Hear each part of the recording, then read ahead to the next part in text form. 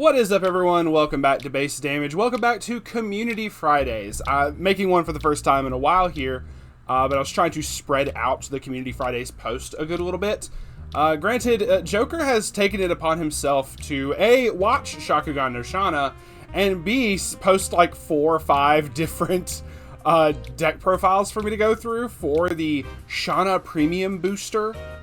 So I kind of just grabbed one, and I'm like, I'm just going to start with this one, and we're going to roll. Because this does have one that, if it's the one I think it is, I'm actually very curious, and I kind of want to make a deck around it. I think it's this level 3 right here. We're just going to take a quick look. Yeah, so this is basically a mirror copy of a particular Coco from Hololive. But we'll get right into that. So we'll get right into that in just a second. I wanted to say one thing really quickly, because this was from the premium booster. There's different rarities. I don't know if this deck could be counted per se as like a budget deck just yet. As of the recording of this set is still fairly new, within like a month of it coming out or so. But I am noticing over on tcgplayer.com that a lot of this is all the normal rarities, and I sorted it high to low. I noticed that, like, the most expensive cards are only like $4 or $5 a piece, which is like most kind of average, like, double rare rarities right now. Well, after you scroll down just a little bit, everything is like $1 to $2, and you get past like a certain point, and it's all just like 75 cents per card almost. Obviously, you have some exceptions. But like, say, the level 3 that I kind of wanted to base the end game around is like 75 cents for the Kiryu Coco clone. And I thought that was really cool. Granted, when you do have to run 4 copies of a $5 card, I realize that gets a little bit pricey, but I just wanted to make a quick comparison. If you're just grabbing the normal versions, there's a lot of very affordable cards in here, especially when you get to cards like this particular Yuji, which we'll discuss more when we get to him. This was the most expensive card in the set for a minute when the set first dropped, for understandable reasons. But I mean, you could probably, like, if you wanted to go for a more budget route, like this is the early play Shana, you could probably like run like lesser copies of this if you wanted to. If you want to run a play set, that's cool. Just know it's going to cost you about $20. Just saying. But I just wanted to take a quick look and just kind of point out the prices for that really quick before we continue. Gonna F11 this shit, and let's get to rolling. So Joker put, I like redheads, but only half the time. It's because she kind of bounces in and out between being a redhead, so that's very fair. So let's get right to this. This is a 4-choice, 4-choice, 4-salvage deck.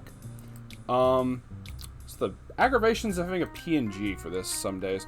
But it's yellow-red, totally cool.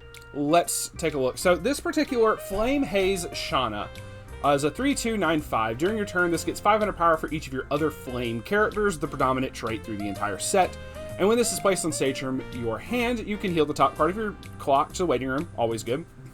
So, and even those first 2 effects are straight off of that Coco, which I just thought is hilarious.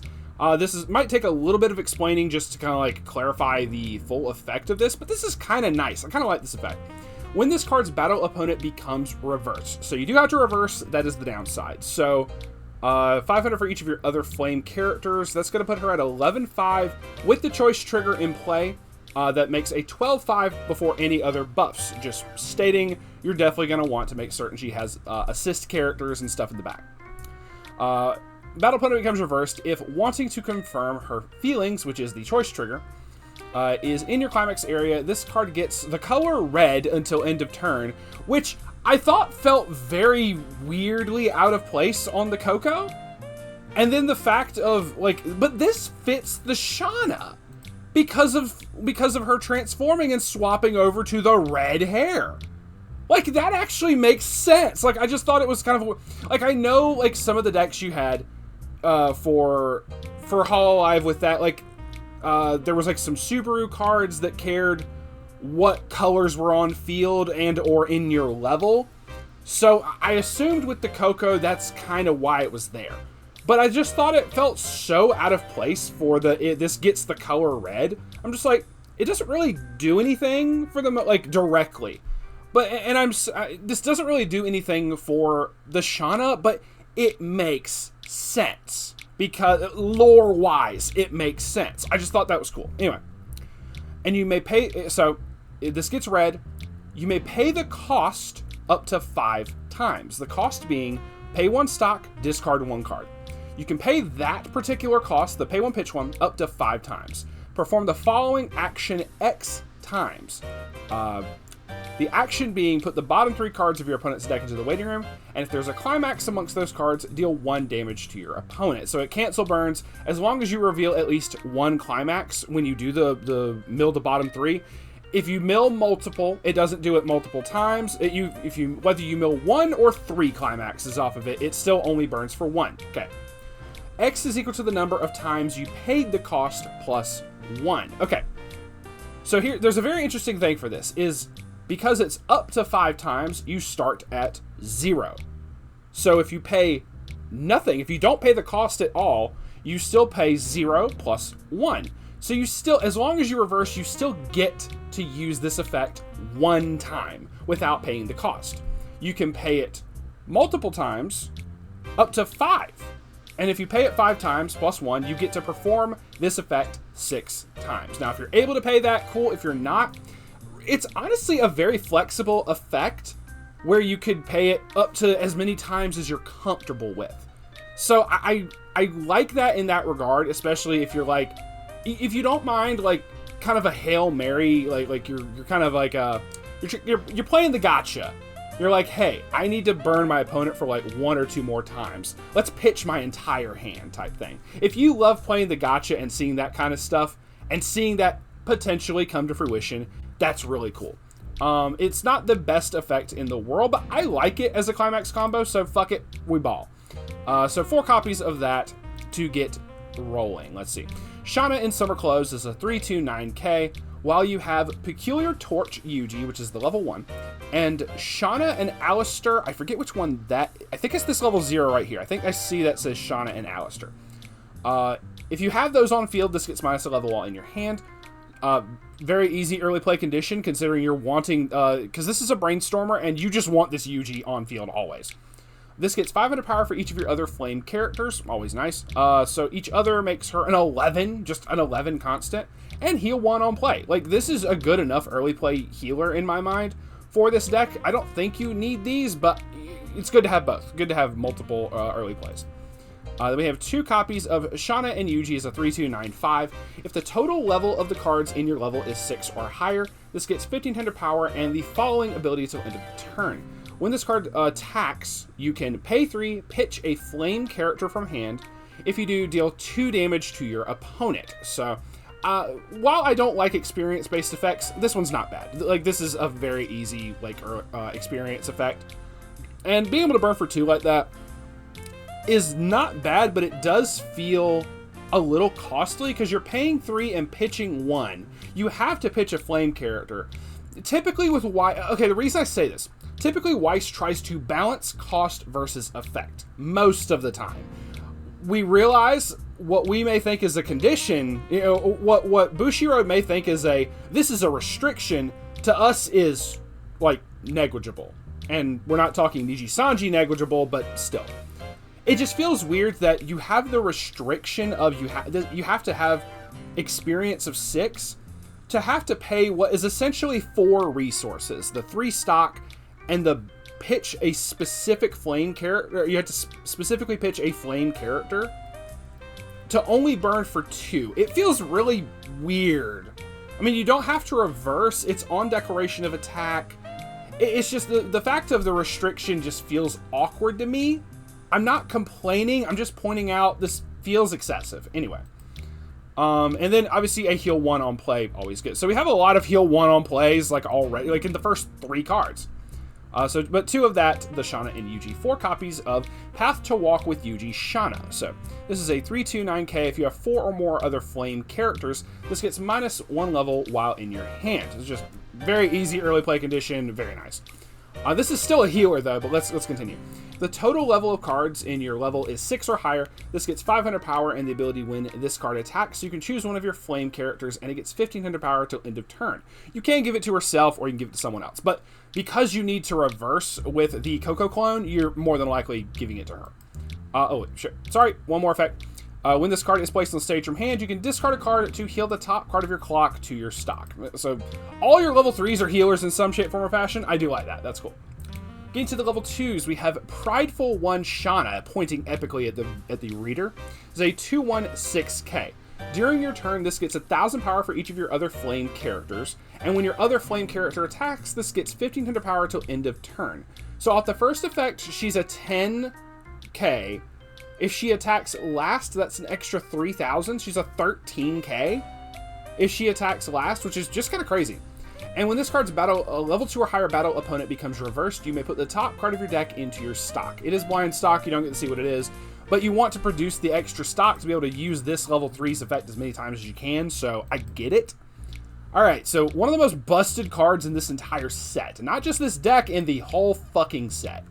Peculiar Torch Yuji. It's a 1/1 2500. It's an assist for the back row. Very plain and simple. I'm going to list the not busted effect first. If your level is 2 or higher, if all of your... God bless, I can't talk. All of your level 2 or higher characters in front of this card get 1,000 power. Very simple. Cool. If you have 2 or more other flame characters, meaning you have to have at least 3 characters on field for this, you cannot receive damage by auto effects of your opponent's characters. That is crazy. How do I put this? This is like just a casual, I'm just going to toss this level 1 in the back row. Your entire end game is shut off. And you get some people who do like early play burn and stuff like that. Like, hell, I mean, this burn off of this is off of an auto. Even this particular effect that would cause you to deal damage to your opponent is off of an auto. This card shuts off most finishers. Like 90% of the finishers that most people play. Like most of the broken decks. Even like when you had the standby slime stuff, like all their level 3s did burn shenanigans outside of the Millum that did a clock shoot. But you couldn't really pull off that clock shoot multiple times, not unless you were like hella compressed, but that's whatever. This is just very powerful. Like, this says, Gura, you're not fucking with me today. You can't do any burns with Gura. You can't do... You played another Shana deck. You can't do any burns with your finishers and stuff. It's kind of nuts. So this Yuji is very powerful, and it's the most expensive card in the set for a while. It seems to have come down a smidgen. So let's continue on with the level 1 Things to Protect Shana is a 1/0, 45. During your turn, if all of your characters are flame, this gets 2k power. Very simple. When this card attacks, if the power of emotions is in your climax area and the total level of the cards in your level is 2 or higher, put the top 2 cards of your deck into your waiting room. Choose up to 1 level X or lower flame character in your waiting room. Return it to your hand. If X is equal to 2 or higher, this gets +1 soul till end of turn. X is equal to the total level of the cards put into your waiting room by this effect. So to break this down, on attack, if you got the salvage, you get to mill 2. Whatever the level of those cards are, you combine together, you can add a character from your waiting room back to hand whose level is equal to or lower than that. But if you just so happen to add a level 2 or higher off of this effect from your waiting room back to your hand, she gets an additional soul until the end of the turn, so she's poking for 3 instead of 2, which is really cool. Minimum 3 instead of 2, barring whatever triggers might possibly be. So just very, very simple engine. No real crazy cost to it, but you do have to have experience 2 or higher, which is very easy to pull off, just me personally. So, very nice there. Let's see. Next is level 1, Betting All on this Sword. Shana is a 1/0/35. When this card is placed on stage from your hand, you can discard 1 card. If you do, reveal the top card of your deck. You get to choose a level X or lower character in your waiting room. Return it to your hand. X is equal to the level of that revealed card. So you reveal a level 2, you get to add a level 2 or lower. Reveal only a level 0, you can only add a level 0 or lower back. So that's whatever. 2 copies of that. Mostly, I'm assuming this is mostly just to make certain you can get your level 1s and whatnot. This is just kind of a supplement to that. So 1 copy of Improvisational Poem of Slaughter. That is a mouthful. I literally had to like look at it twice before I read it. Just like, I think I got this. Marjorie is a 1/0/25. It's a 1000 backup, but this is also an anti-change. When you use this card's backup, pitch 2 cards from hand. If you do, choose one of your opponent's characters with a level higher than their level and put it into their waiting room. Always good to have. We gotta have the anti-change. Now we're getting to the level 0s, which we have a plethora of different level 0s in here for some very nice utility. 2 copies of Shana in a Chinese dress. This is what people refer to as a clean cut. It is a very simple card. It's a 002K. During your turn, she gets 1,000, so she's a 3K. When this card's battle opponent becomes reversed, choose one of your other flame characters, rest it, move it to an open position of your backstage. Basically, letting you get off like 2 attacks against your opponent if you're able to reverse one of theirs, and then sending that character to the backstage so they don't get attacked the next turn. So, very good. 2 copies of that. 2 copies of Dressed Up Shana is a 002K. When this is placed on stage from your hand, look at the top card of your deck, put it on the top of your deck or into your waiting room. A little bit of filter. When this is placed on stage from hand, you can pay 1, discard a climax to salvage back a climax. So here's your climax swapper for this set. Really good, gotta have it. Especially in a non, I realize my head's covering it, in a non-pants/gold bar setup. Very good, very good. 4 copies of Growing Up in This City Shana is a 0015. When this is placed on stage from your hand, you can pay 1 and put the top card of your deck into your clock. If you do, search your deck for up to 1 level 1 or lower character, typically your level 1 engine, obviously. Return it to, reveal it to your opponent, put it into your hand, shuffle your deck. When this attacks, if the total level of cards in your level is 2 or higher, choose one of your characters and that character gets 1,000 power till end of turn. So a little bit extra buffing, even though the level 1 does not have to reverse, which is a good thing, but make certain you get over stuff at level 1. So, this is the Shana and Alistair that you have to have for the level 3. So it is a 00500. At the beginning of your climax phase, if you have another Peculiar Torch UG, which is the busted ass level 1, if you have that, choose one of your flame characters and that character gets 1,000 power till end of turn. A little bit extra buff, always good. Once again, you want to give it to the Coco. I keep calling it Coco, but the flame hates Shana. Brainstorm. Pay 1, rest this, mill 4 for each climax. You get to perform the following action. Look at up to 3 cards from the top of your deck. Choose up to 1 card amongst them, put into your hand, put the rest into your waiting room. So you can use that to get any card. You don't have to show your opponent what you grabbed either, which is really good, but that means you can use this to potentially grab your climaxes if you need.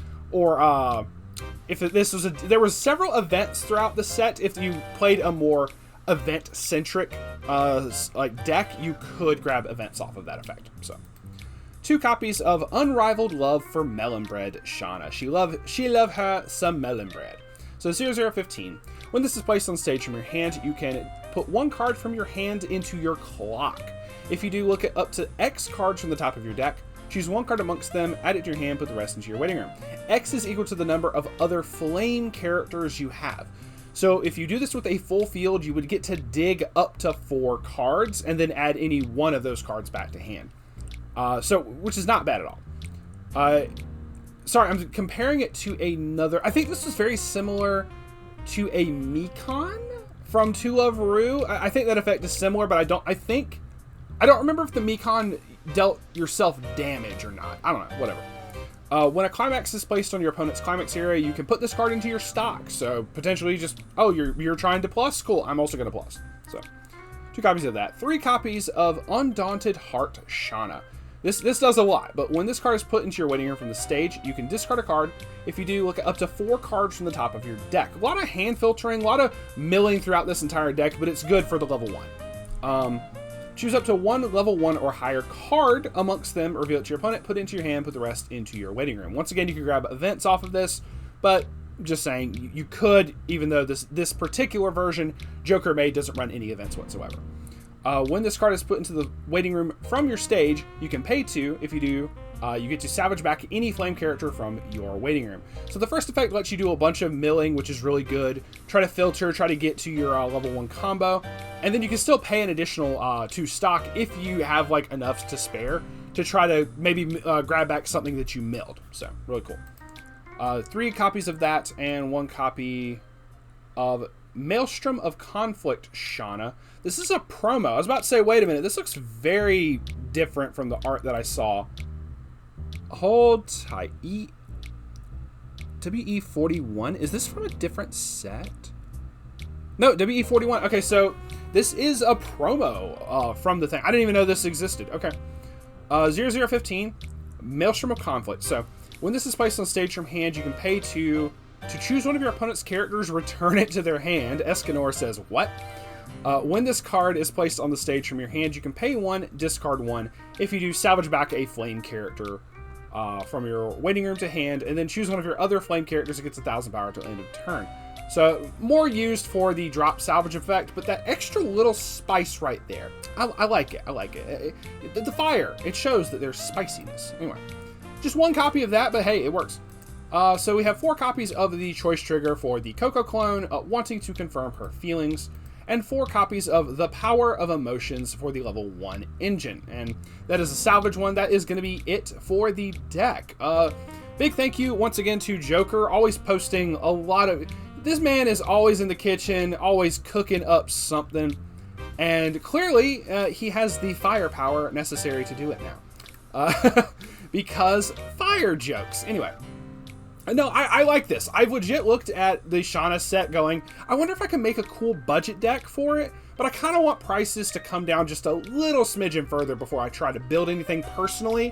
But otherwise, I could use this as a very nice template. Like me personally, I see a lot of really good cards in here, a lot of really good synergistic cards, especially I think once there's another set coming out that may have some Shana cards. We'll have to see when that comes out, if that would help this deck at all. But with that, we are going to be signing off for now. Thank y'all very much once again. If you would also like to post your decks for the Community Fridays, or even just to, you know, have other people judge your taste in waifus, feel free to join our Discord. Link for that will be in the description. There's a specific channel tabs for the Community Fridays, deck list submissions. You can post in either one. It's all good. But feel free to post your own decks up in there. And hey, if I like it enough, you may see it here on the channel. Just saying. Thank y'all very much once again. We will see y'all on the flip side. Peace out for now.